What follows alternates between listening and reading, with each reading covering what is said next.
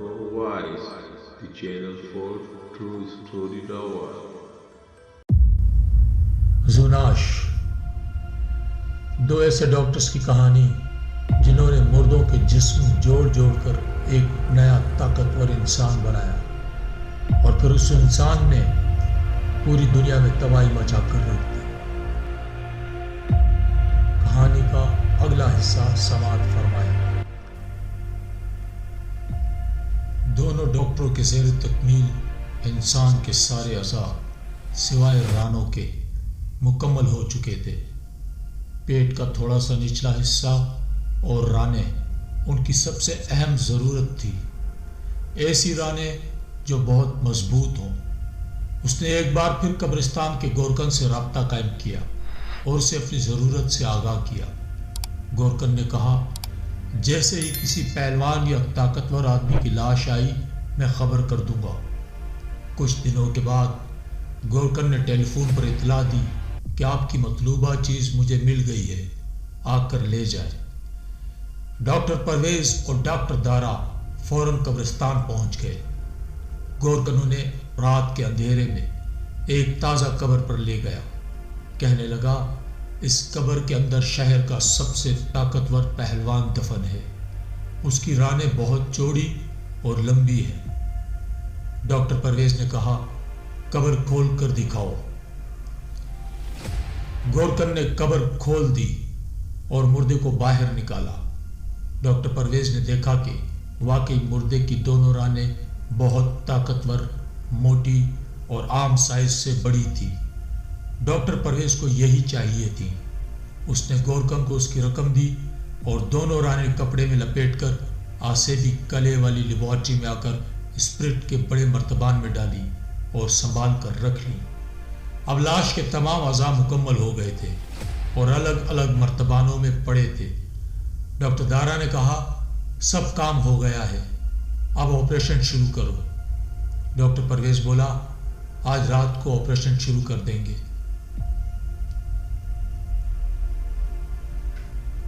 وہ رات موسم سرما کی سب سے زیادہ سرد رات تھی۔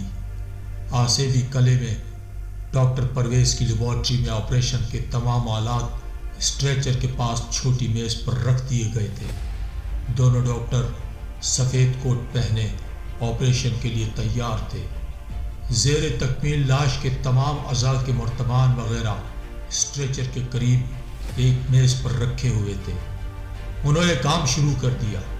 زیر تکمیل لاش کے تمام اعضاء ایک ایک کر کے مرتبانوں سے نکال کر اسٹریچر پر صحیح طریقے سے اپنی اپنی جگہ پر رکھ دیے گئے تو دونوں ڈاکٹر یہ دیکھ کر خوشی سے اچھل پڑے کہ یہ ایک 7.5 فٹ لمبے انسان کی لاش تھی، جس کا جسم انتہائی چوڑا چکلا اور صحت مند تھا۔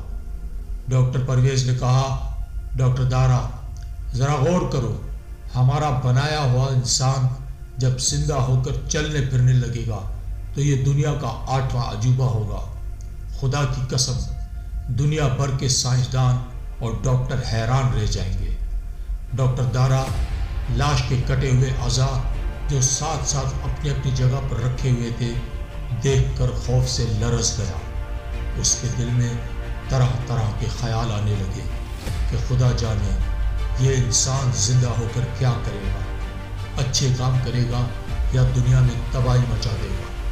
ڈاکٹر پرویز نے دارا سے کہا، چلو دوست، آپریشن شروع کرو۔ ڈاکٹر دارا ایک دم سنبھل گیا۔ کہنے لگا، پرویز، ایک بار پھر سوچ لو، ہمارا تجربہ الٹا تو نہیں پڑ جائے گا؟ کیسے الٹا پڑ جائے گا؟ ڈاکٹر پرویز نے پوچھا۔ میرا مطلب ہے، ڈاکٹر دارا کہنے لگا، میرا مطلب ہے کہ کہیں ایسا تو نہیں ہوگا کہ ہمارا بنایا ہوا انسان ہمارے ہاتھ سے نکل کر غلط راستے پر چل پڑے؟ ڈاکٹر پرویز نے دارا کو غصے کی نگاہوں سے دیکھا اور کہا، دارا، تم بہت کمزور دل کے ڈاکٹر ہو، تمہیں اس لائن میں نہیں آنا چاہیے تھا۔ ایک سرجن کا دل بہت مضبوط ہوتا ہے۔ اس قسم کے فضول خیالات کو ذہن سے نکال دو اور اپنا کام شروع کر دو۔ انہوں نے بجلی کی تیز روشنی میں لاش کے کٹے ہوئے اعضاء کی वरीदें, रगें और हड्डियां ऑपरेशन और ख़ास सोल्यूशन की मदद से जोड़नी शुरू कर दी। जहां तक वो ऑपरेशन करते रहे मगर लाश के बाजू ही जोड़ सके।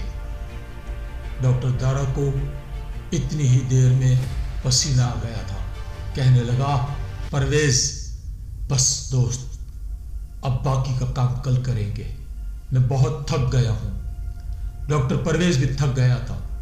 कहने लगा, अगर तुम यही चाहते हो तो चलो कल सही। उन्होंने लाश के ऊपर तरपाल डाल दी, लेबोरेटरी के सिंक में जाकर हाथ मुंह धोए, ऑपरेशन का लिबास उतारकर अपने कपड़े पहने और लेबोरेटरी को ताला लगाकर गाड़ी में सवार होकर आसेवी कले से निकले और अपने अपने घरों की तरफ रवाना हो गए। दूसरे दिन शाम होते ही उन्होंने ऑपरेशन शुरू कर दिया।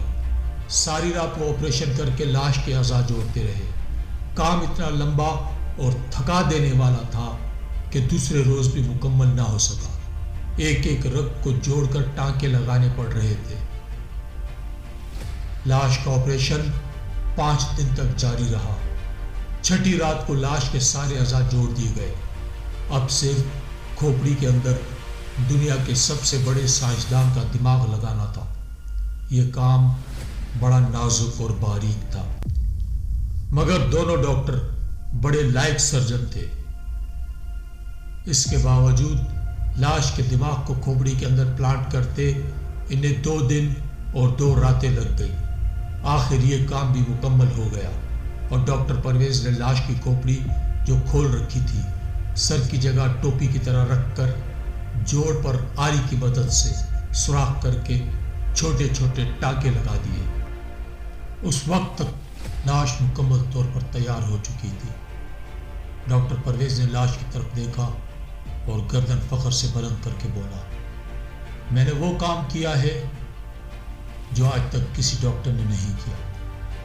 डॉक्टर दारा के चेहरे पर खौफ के असरात थे। वो दिल में डर रहा था कि खुदा जाने जिंदा होकर लाश का तर्ज अमल क्या होगा। वो डॉक्टर परवेज के कंट्रोल से कहीं बाहर तो नहीं हो जाएगी। डॉक्टर परवेज ने लाश की कमर में रीढ़ की हड्डी के साथ गर्दन के करीब एक छोटा सा आला फिट कर दिया था, जिसमें बाहर से रिमोट कंट्रोल के सिग्नल वसूल करने की ताकत थी।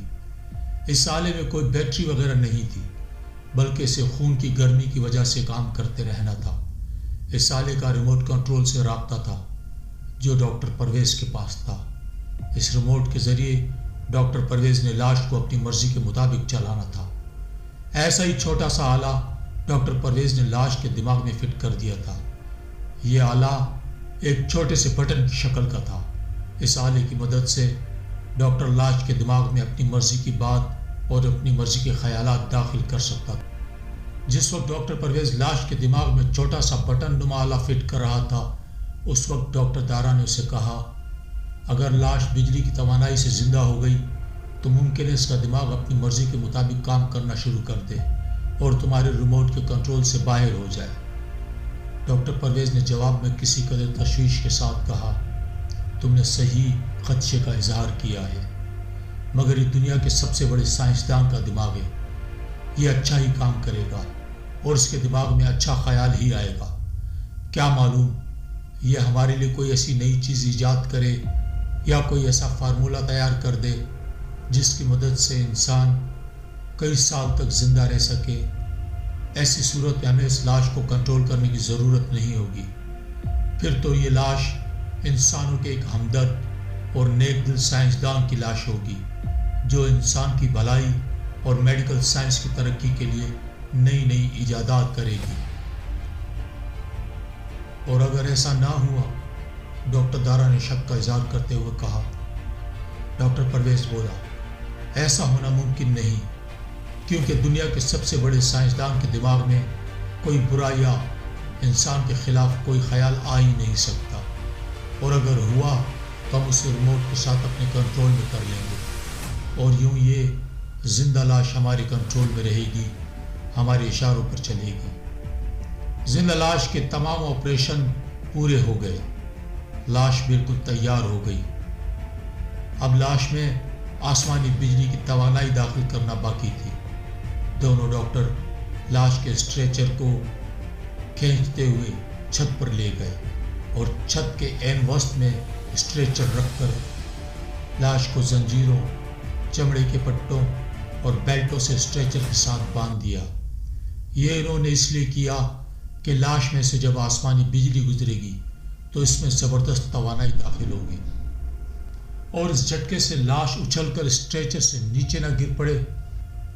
सबसे आखिर में उन्होंने लाश के जिस्म के साथ तांबे की बनी हुई तार लपेटकर तार का सिरा लाश के सिर के ऊपर एरियल एंटीना की तरह लगा दिया ताकि बिजली उस पर गिरे तो तांबे के एंटीना से गुजरकर लाश के जिस्म से लिपटी हुई तांबे की तार में से गुजरती हुई छत में धंस जाए। तांबे की तार का आखिरी सिरा कले की मजबूत और मोटी छत का फर्श खोदकर उसके अंदर धंसा दिया गया था। अब उन्हें आसमानी बिजली का इंतजार था कि कब बादल आते हैं और जोर जोर से गरजते हैं। बिजली रह रह कर चमकती है, कड़कती है और लाश पर गिरती है। इस काम से फारिग होकर दोनों डॉक्टर छत से उतरकर लेबोरेटरी में आए। ऑपरेशन के तमाम आलात साफ करके अलमारी में रखे और जीना उतरकर आसेबी कले के बाहर आ गए।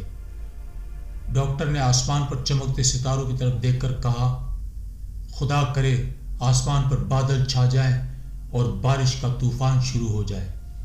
डॉक्टर दारा ने कहा, अभी तो आसमान पर किसी तूफान बादो बारा के आसार नजर नहीं आते। डॉक्टर परवेज ने कहा, आज की मौसमी पेशगोई में टेलीविजन पर कहा गया है कि 24 घंटों में बारिश की तवक्को है। दोनों गाड़ी में बैठकर अपने अपने घरों को चल दिए। आसेबी कले पर एक डरावनी खामोशी छाई हुई थी। कले की छत पर नकली इंसान की जगह जगह से सिली हुई लाश बेहिस्सो हरकत जंजीरों और चमड़े की पट्टियों से जकड़ी हुई पड़ी थी। लाश के माथे पर खोपड़ी को जोड़कर जो टांके लगाए गए थे वो वाज़े तौर पर दिखाई दे रहे थे। लाश की आंखें आधी खुली हुई थी और वो किसी डरावने मुर्दे की आंखें लगती थी। यह अजीबोगरीब लाश थी जिसका कोई अजूज का अपना नहीं था। सिर किसी का था, सिर के अंदर दिमाग किसी और का था, टांगे दूसरे मुर्दे की थी, सीना किसी और मुर्दे का था, बाजू किसी और मुर्दे के, आंखें किसी और लाश की, नाक भी किसी दूसरे मुर्दे की थी।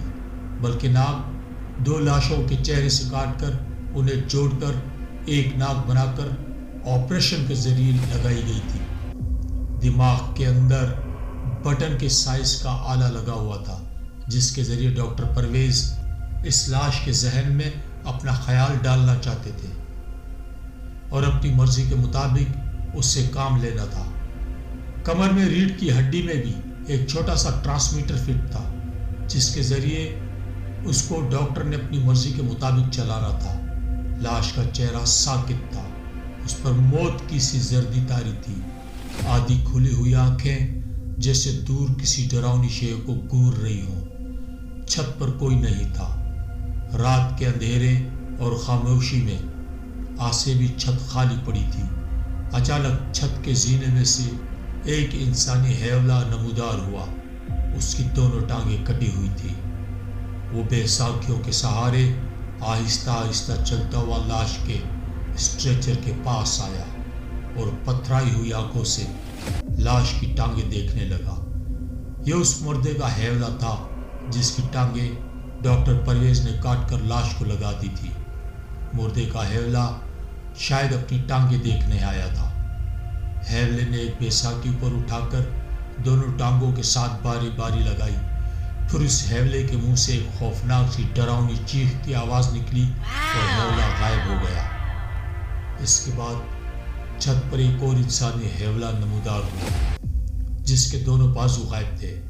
वो अपनी टांगों पर आहिस्ता आहिस्ता चलता लाश के स्ट्रेचर के पास आया। उस हैवले ने झुककर लाश के साथ जुड़े हुए अपने बाजुओं को गौर से देखा। एक लंबी आह भरी और लाश के गिर्द एक चक्कर लगाकर गायब हो गया। इसी तरह उस मुर्दे का हैवला नमूदार हुआ जिसकी आंखें डॉक्टर परवेज ने लाश को लगाई थी। ये हैवला अंधा और लाठी के सहारे जमीन टेकता اس حیولے نے ہاتھ لاش کی آنکھوں پر لگایا اور ایک فلک شگاف چیخ مار کر غائب ہو گیا۔ اسی طرح جن جن مردوں کے عضو کاٹ کر ڈاکٹر پرویز نے لاش کے ساتھ لگائے تھے ان کے حیولے باری باری چھت پر نمودار ہوئے اور لاش کے گرد ایک چکر لگا کر غائب ہو گئے، لیکن جس کا دماغ لاش کی کھوپڑی میں لگایا گیا تھا اس کا مالک ابھی تک نہیں آیا تھا۔ دوسرے دن آسمان پر بادل چھانا شروع ہو گئے تھے۔ ڈاکٹر پرویز اور دارا صبح آسیری قلعے میں اپنی بنائی ہوئی لاش کا معائنہ کرنے آئے۔ لاش اسی طرح بے حس و حرکت پڑی تھی۔ ڈاکٹر پرویز نے بادلوں کی طرف نظر اٹھا کر دیکھا اور کہا، ڈاکٹر دارا، شاید بارش تیز اور موسلادھار ہو۔ اگر بجلی بار بار کڑکی اور چمکی تو مجھے یقین ہے کہ لاش پر ضرور گرے گی، کیونکہ اس کے سر کے اوپر اٹھی ہوئی تانبے کی تار بجلی کے ذرات کو اپنی طرف ضرور کھینچے گی۔ وہ دیر تک چھت پر رہ کر لاش کا معائنہ کرتے رہے۔ لاش کے سارے جسم پر تار لگے ہوئے تھے۔ ڈاکٹر دارا کی ہمت نہیں پڑ رہی تھی کہ وہ لاش کی نیم و مردہ آنکھوں پر نظر ڈالے۔ اسے ان آنکھوں سے بڑا خوف محسوس ہو رہا تھا۔ اسے یوں لگ رہا تھا جیسے آنکھیں کسی جلاد کی آنکھیں ہیں۔ یہ آنکھیں کسی بڑے سائنسدان، کسی بڑے دماغ والے شخص کی آنکھیں نہیں، بلکہ انتہائی خطرناک انسان کی آنکھیں ہیں۔ ڈاکٹر پرویز کہنے لگا، اگر طوفان بڑھ گیا تو ہم رات کو بھی آسیری قلعے کا چکر لگانے آئیں گے۔ ممکن ہے لاش پر بجلی گرے اور یہ زندہ ہو جائے۔ ڈاکٹر دارا کو ابھی تک یقین نہیں آ رہا تھا کہ لاش آسمانی بجلی کے گرنے سے زندہ ہو جائے گی، لیکن وہ اپنے شک کا ڈاکٹر پرویز کے سامنے اظہار نہیں کر رہا تھا۔ آسیری قلعے کی چھت پر لاش کے پاس رکنے کے بعد دونوں ڈاکٹر اپنے اپنے گھر واپس چلے گئے۔ دوپہر تک بارش نہیں ہوئی تھی۔ بادل ضرور چھائے ہوئے تھے، تیز ہوا چل رہی تھی، مگر نہ بادل گرج رہے تھے، نہ بجلی چمک رہی تھی، اور نہ ہی بارش ہو رہی تھی۔ ڈاکٹر دارا نے پرویز سے کہا، میرا خیال ہے یہ بادل اسی طرح بغیر برسے گزر جائیں گے۔ ڈاکٹر پرویز بولا، محکمہ موسمیات والوں نے پیشن گوئی کی تھی کہ آج طوفان باد و بارہ ضرور آئے گا۔ دارا نے کہا، اس محکمے والوں کی پیشن گوئیاں اکثر غلط ثابت ہوتی ہیں۔ آسمان پر تارے نکل آئے، لیکن رات کے 10 بجے کے بعد اچانک ہوا چلنے لگی۔ آسمان پر گہرے کالے بادل چھا گئے اور بجلی بار بار چمکنے لگی۔ بادل بھی گرجنے لگے۔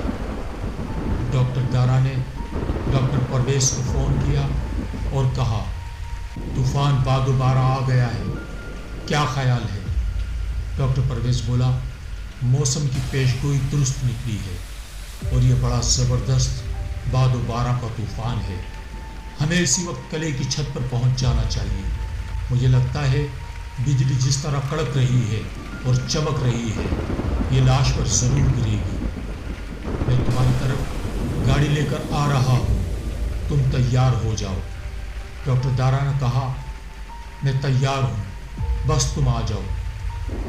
لیکن ڈاکٹر پرویز کو اسی وقت اسپتال سے فون کال آ گئی، ایک ایمرجنسی کیس آیا ہے، آپ فوراً اسپتال آ جائیں۔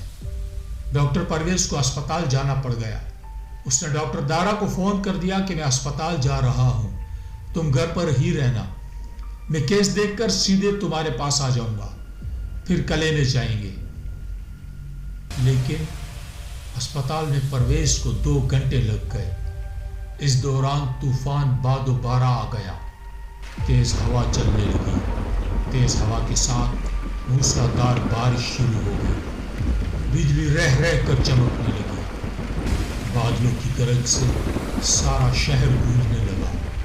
ڈاکٹر پرویز نے فون پر ڈاکٹر دارا سے کہا، بڑے زور کا طوفان ہے، ذرا طوفان کم ہو تو میں تمہاری طرف آ جاؤں گا، تم گھر پر ہی رہنا۔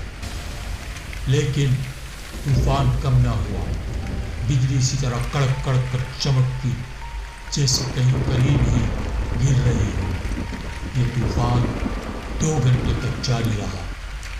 اس کے بعد طوفان تھم گیا، بارش بھی رک گئی اور بجلی بھی چمکنا بند ہو گئی۔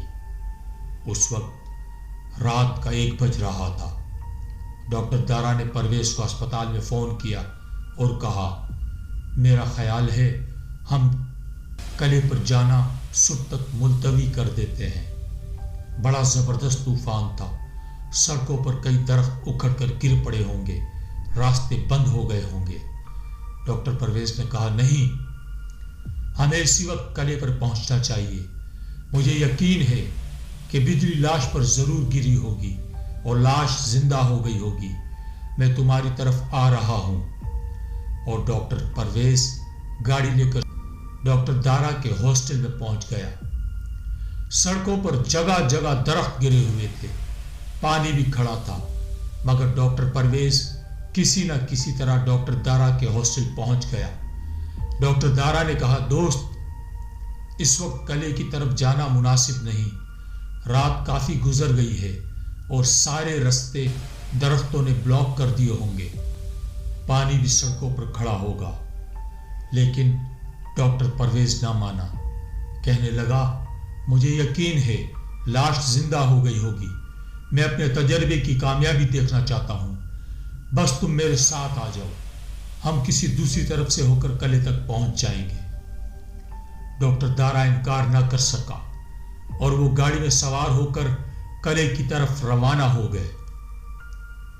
اس وقت تک بارش تھم چکی تھی، آسمان پر سے بادل غائب ہو گئے تھے، مگر سرد ہوا چل رہی تھی اور سردی بہت زیادہ پڑ رہی تھی۔ دونوں ڈاکٹر دوست گاڑی میں بیٹھ کر آسیبی قلعے کی طرف چلے تو سڑکوں پر پانی کھڑا تھا اور کئی جگہوں پر درخت گرے ہوئے تھے۔ ڈاکٹر پرویز گاڑی چلا رہا تھا۔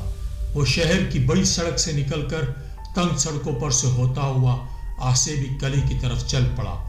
دونوں ڈاکٹر دوستوں کو ہم اسی جگہ سڑک پر چھوڑتے ہیں اور آپ کو یہ بتاتے ہیں کہ جس وقت شہر پر طوفان باد و بارہ نازل ہوا تھا اور بجلی رہ رہ کر کڑک رہی تھی، اس وقت قلعے کی چھت پر لاش کے ساتھ کیا گزری۔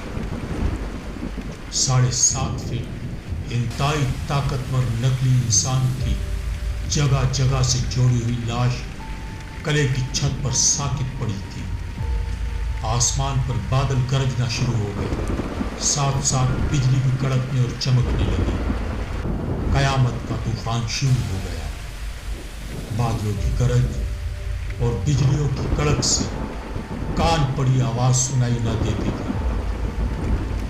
گھپ اندھیرے میں بجلی زور سے کڑک کر چمکتی تو نقلی انسان کی لاش روشنی میں 1-2 سیکنڈ کے لیے چمک اٹھتی اور پھر اندھیرے میں گم ہو جاتی۔ آسمانی بجلی 2-3 بار جیسے نقلی انسان کی لاش پر گرتے گرتے رہ گئی۔ آخر ایک بار قیامت کا دھماکہ ہوا اور آسمانی بجلی نقلی انسان کی لاش پر گری۔ اگر لاش کے سرے کے اوپر تانبے کی تار کا ایریل نہ اوپر کو اٹھا ہوتا تو بجلی نے لاش پر گرتے ہی اسے چھت سمیت بھسم کر ڈالنا تھا، لیکن تانبے کے تار نے لاش کو بھسم ہونے سے بچا لیا۔ آسمانی بجلی جیسے ہی لاش پر گری، اسے تانبے کے تار میں سے گزر جانے کو راستہ مل گیا۔ چنانچہ کروڑ وولٹ طاقت کی آسمانی بجلی لاش کے اوپر گرتے ہی تانبے کی تار میں سے گزر کر لاش کے جسم کے گرد لپٹی ہوئی تانبے کی تار میں سے آنن فانن نکل کر چھت کے اندر غائب ہو گئی۔ اتنے زیادہ وولٹیج کے ساتھ بجلی لاش کے جسم میں سے 1 سیکنڈ کے 1000ویں حصے میں سے گزری تو لاش کو ایک جھٹکا لگا اور لاش کی آنکھیں جو نیم وا تھی پوری کھل گئی اور لاش کے جسم میں حرکت پیدا ہوئی۔ لاش کے اندر قیامت کی توانائی آ گئی تھی اور لاش زندہ ہو گئی تھی، مگر وہ پوری طرح زندہ نہیں ہوئی تھی، آدھی زندہ ہوئی تھی۔ وہ اس طرح کہ وہ دیکھ سکتی تھی مگر بول نہیں سکتی تھی۔ لاش کے حلق سے آہستہ آہستہ غرانے کی آواز نکلنے لگی۔ لاش نے اپنے بازو کو ذرا سی جنبش دی تو اس کے بازو کے ساتھ بندھی ہوئی لوہے کی موٹی زنجیر طاق سے ٹوٹ گئی لاش کے بازو کو جس چمڑے کے پٹے کے ساتھ اسٹریچر کے ساتھ باندھا ہوا تھا وہ پٹا بھی ٹوٹ گیا۔ لاش نے اسی طرح دوسرے بازو کو جنبش دی، دوسرے بازو کا پٹا اور آہنی زنجیر بھی ٹوٹ گئی۔ پھر لاش نے ایک ٹانگ کو جنبش دی اور اس کی ٹانگ کی زنجیر بھی تڑاک سے ٹوٹ گئی۔ اسی طرح لاش نے دوسری ٹانگ کو جنبش دی اور دوسری ٹانگ کی زنجیر بھی ٹوٹ گئی۔ آپریشن کے بعد ڈاکٹر پرویز اور ڈاکٹر دارا نے لاش کے جسم کے گرد کپڑے کی پرانی پٹیاں لپیٹی تھی، کیونکہ لاش کے سائز کے ان کے پاس کپڑے نہیں تھے۔ صرف لاش کے ہاتھ پاؤں، گردن اور سر پٹیوں کے بغیر تھے۔ لاش اسٹریچر پر اٹھ کر بیٹھ گئی۔ لاش کے حلق سے غرانے کی ہلکی ہلکی آوازیں نکل رہی تھی۔ لاش بالکل سامنے دیکھ رہی تھی۔ اس کی گردن اکڑی ہوئی تھی۔ گردن آسانی سے دائیں بائیں نہیں ہل سکتی تھی، اس لیے زندہ لاش والے نقلی انسان کو گردن ہلانے کے لیے پورے جسم کو دوسری طرف چلانا پڑتا تھا۔ لاش اسٹریچر پر سے نیچے اتر آئی۔ لاش نے اپنے آپ کو ذرا سا سر جھکا کر غور سے دیکھا اور پھر برمانس کی طرح اپنے سینے پر زور زور سے 2-3 ہاتھ مارے اور آسمان کی طرف منہ کر کے غرانے لگی۔ یہاں سے ہم اس نقلی انسان کی زندہ لاش کو زندہ مردہ نہیں، زندہ لاش نہیں بلکہ مردہ انسان کہہ کر پکاریں گے۔ مردہ انسان نے گردن دائیں طرف گھمانی چاہی مگر وہ ایسا نہ کر سکا۔ اسے گردن دائیں طرف گھمانے کے لیے اپنے پورے جسم کو دائیں طرف گھمانا پڑا۔ لاش چھت پر اس طرح کبھی دائیں اور کبھی بائیں طرف جھکتی چلنے لگی جیسے کوئی ڈولتے ہوئے سمندری جہاز کے عرشے پہ چلتا ہے یا جیسے کوئی خواب کی دنیا میں چلتا ہے۔ لاش کو سامنے زینہ نظر آیا۔ وہ زینے کے پاس جا کر 1 سیکنڈ کے لیے رکی اور پھر زینہ اترنے لگی۔ قلعے کی دوسری منزل کا زینہ اترنے کے بعد لاش قلعے کے شکستہ دروازے کی طرف بڑھی۔ اچانک ایک طرف سے کالے رنگ کی بلی سامنے آ گئی۔ بلی نے ایک مردہ انسان کو چلتے ہوئے دیکھا تو خوف سے بلی کے بال کھڑے ہو گئے۔ اس نے مردہ انسان پر چھلانگ لگا دی اور اس کا منہ نوچنے ہی لگی تھی کہ مردہ انسان نے بلی کو اپنے ہاتھوں میں دبوچ کر بلی کے 2 ٹکڑے کر دیے اور بلی کے دونوں ٹکڑے وہیں پھینک کر قلعے کے دروازے سے نکل کر رات کے سرد ویران اندھیرے میں گم ہو گئی۔ اب ہم واپس ڈاکٹر پرویز اور ڈاکٹر دارا کی طرف چلتے ہیں۔ دونوں ڈاکٹرز کی گاڑی قلعے کے دروازے پر پہنچ چکی تھی۔ ڈاکٹر پرویز نے گاڑی ایک طرف دیوار کے ساتھ کھڑی کی اور قلعے کے زینے کی طرف بڑھے۔ ڈاکٹر پرویز کے ہاتھ میں ٹارچ تھی جس کی روشنی میں وہ راستہ دیکھ رہا تھا۔